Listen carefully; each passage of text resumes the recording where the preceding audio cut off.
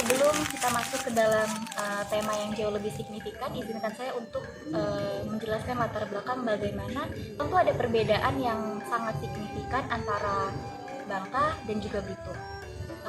Etnis Tionghoa Bangka didatangkan ke Bangka sendiri itu pada abad ke-18 sebagai pekerja timah. Sedangkan di Belitung mereka berasal dari perusahaan Belanda yang disebut VOC pada tahun 1852. Menurut sejarawan Mira, beliau menjelaskan tentang bahwa etnis Tionghoa itu didatangkan secara langsung dari daerah mereka yaitu Guangdong. Umumnya mereka tidak membawa istri, jadi mereka itu melebur dan membentuk suatu tatanan keluarga oleh masyarakat Bumiputra, yang dimana daerah tersebut dimayoritasi oleh orang Sumatera, Bali, dan juga orang Melayu dari Melayu. Nah, pada kesempatan hal ini ternyata kajian kami menguak tentang keberadaan adanya Cina miskin yang kami temui di Bangka Belitung ini. Data-data ini pula diperkuat dengan data yang memang sudah kami dapatkan, yaitu dari narasumber, wawancara, lalu juga kami mengambil info dari kantor desa Galuh. Seperti yang kita ketahui bahwa etnis Tionghoa merupakan penguasa pasar atau makhluk ekonomi yang memang keberadaannya kerap sekali menggambarkan bahwa mereka memiliki keturunan atau transformasi dari miskin ke kaya atau malah sebaliknya. Namun fakta yang mengejutkan bahwa Cina di Bangka Belitung itu hubungannya atau kaitannya itu sangat erat. Jadi mereka bisa hidup berdampingan dengan etnis Melayu dan juga etnis Tionghoa. Dan hal ini yang memang membuka jendela pembaruan baru agar teman-teman bisa menyimak info yang baik untuk dapat kita serap. Pemaparan ini telah kami diskusikan selama beberapa bulan kebelakangan yang lalu. Dan dari kasus ini kami fokuskan bahwa ada mayoritas etnis Tionghoa yang kehidupannya bersumber dari nelayan dan juga menjadi petani. Dan kami pun akan memberikan penjelasan kepada teman-teman untuk memberikan fakta yang jauh lebih dalam mengenai berita yang mengangkat. Dan teman-teman, data lapangan pertama yang kami temukan setelah hasil dari wawancara pada narasumber di perkampungan menuju Kabupaten Malang, Bangka Belitung, kami mewawancarai salah satu warga etnis Tionghoa yang mata pencariannya itu sebagai petani. Jadi beliau ini kami wawancarai saat kami sedang berjalan-jalan menyusuri kegiatan narasumber. Beliau merupakan seorang petani kebun yang usianya hampir 64 tahun. Beliau bernama Kong Aliong. Kong Aliong memaparkan bahwa pekerjaan petani berkebun adalah pekerjaan yang sudah dilakukannya sejak lama. Sebelum beliau mengerjakan petani kebun, beliau sempat bekerja sebagai kuli bangunan. Dan kuli bangunan itu tidak bertahan lama karena nyatanya dia tidak hanya pada Kong Aliong ini sebagai seorang ayah yang mempunyai dua anak dan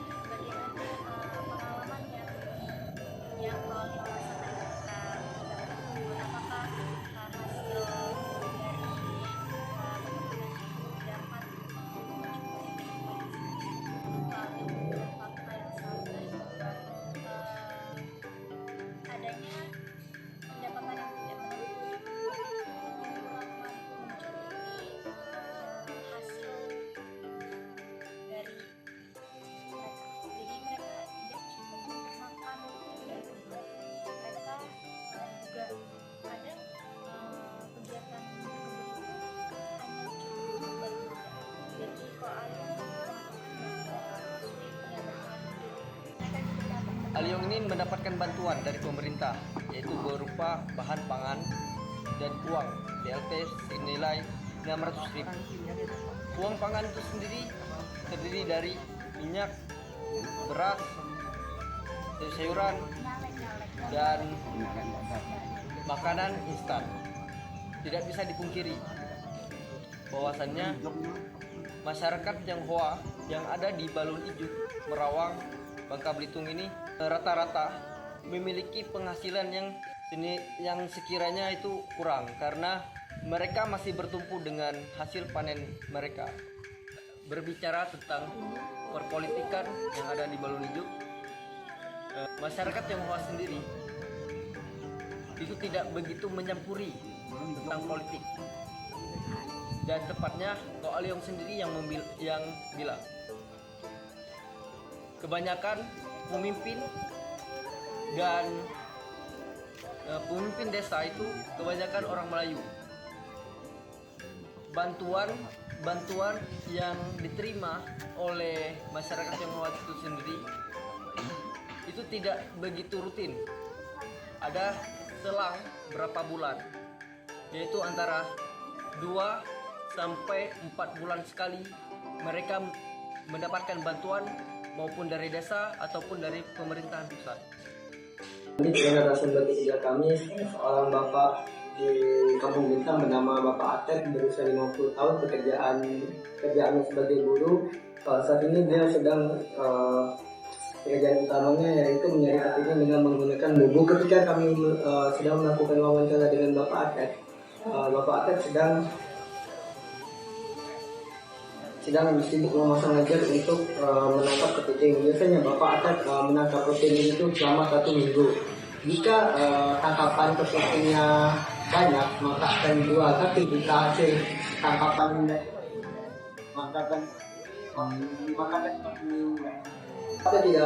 Bapak Atet pernah tidak bekerja selama sebulan, beliau tinggal bersama orang tua dan anak, bersama orang tua dan saudaranya. Pekerjaan untuk mencari kepiting bukan pekerjaan yang tetap. Jika ada panggilan pekerjaan oleh temannya, maka Bapak Atet akan bekerja dengan temannya. Untuk tunjangan atau bantuan yang diterima Bapak Atet itu tidak menentu, terkadang 400 sampai 800. Itu tidak setiap bulannya, tapi biasanya itu setahun sekali. Untuk dari bantuan itu seperti sembako dan uang. Kelompok kami sempat bertanya kepada Bapak Atet tentang bagaimana memimpin di desa Kampung Bintang itu dari mana. Bapak Atet menjawab bahwa lurah yang memimpin di desa Kampung Bintang itu khas dari Melayu. Bapak Atet juga pernah memaparkan Pak Lurah pada tahun 2007 dia sangat bisa dikatakan sangat akrab dengan beliau, karena menariknya juga Kepala Lurah ini merupakan etnis dari ras Melayu juga. Bapak Atet juga mengatakan jika penduduk di Kampung Bintang ini jika sudah berumur, kemungkinan mereka akan berdiam di rumah saja. Kelompok kami juga sempat bertanya kepada beliau tentang capres yang mendatang, Bapak Atet memilih siapa. Yang menjawab Bapak Atet memilih calon presiden Prabowo dengan alasan karena sudah berumur dan memiliki banyak pengalaman.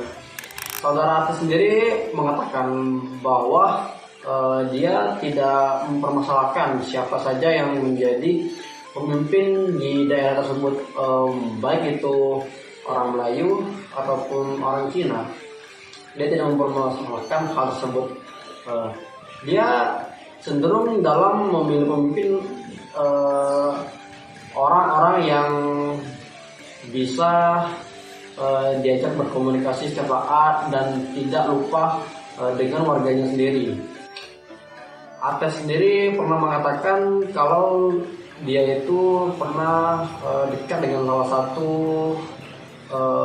kepala daerah di Kampung Bintang yang pernah menjadi pemimpin di daerah tersebut pada tahun 2007.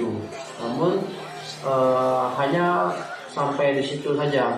Tidak ada lagi pemimpin yang dia rasa pemimpinnya itu sehumble dan sedekat orang yang pernah dia kenal seperti di tahun 2007 tersebut. Atas sendiri mengatakan bahwasannya dia akan memilih pemimpin itu bagi orang-orang ataupun calon yang berinisiatif lebih ke tindakan, bukan hanya sekedar kata-kata ataupun janji omongan yang disebarluaskan ke warga di sana untuk mencari suara. Dia lebih memberikan notis jika calon tersebut langsung memberikan bantuan sembako ataupun tunjangan keuangan bagi yang ingin dia dipilih. Jadi untuk Atis sendiri itu dia lebih mengedepankan bukti yang diberikan kepada calon pemilih suara. Saya akan menyampaikan sedikit kesimpulan yang dimana perspektif masyarakat pada umumnya terhadap etnis Tionghoa sangat berbanding terbalik dengan fakta di lapangan. Yang dimana terpikirkan oleh beberapa masyarakat kalau warga Tionghoa itu hidupnya selalu kaya. Yang dimana dalam pola pikir mereka menganggap warga Tionghoa itu mempunyai bisnis toko emas ataupun yang lain-lainnya. Fakta di lapangannya juga membuktikan bahwa etnis Tionghoa juga terdapat kesenjangan ekonomi seperti masyarakat Melayu baik dalam sosial maupun ekonomi. Masyarakat etnis Tionghoa dan Melayu hidup rukun dan kuat dalam hal toleransi, yang dimana disebabkan adanya persamaan nasib antara etnis Tionghoa dan etnis Melayu. Data di lapangan membuktikan bahwa terdapatnya masyarakat Tionghoa yang kehidupannya dalam ekonomi ke bawah atau bisa disebut dengan miskin. Nah, terdapat juga beberapa faktor yang mempengaruhi Tionghoa ini masuk dalam perekonomian yang buruk ya. Di antara lainnya yaitu sejarah etnis Tionghoa yang sudah miskin saat memasuki Bangka dan datang dengan berbagai pekerjaan yang tergolong rendah dan menjadi pekerja buruh. Ditambah lagi dengan faktor budaya yang menyebabkan terus berlanjutnya kemiskinan secara turun-temurun dalam etnis Tionghoa, serta juga pola pikir dari nenek moyang yang sudah mengalami transformasi dari yang selalu mementingkan bisnis dan hal yang terkait uang.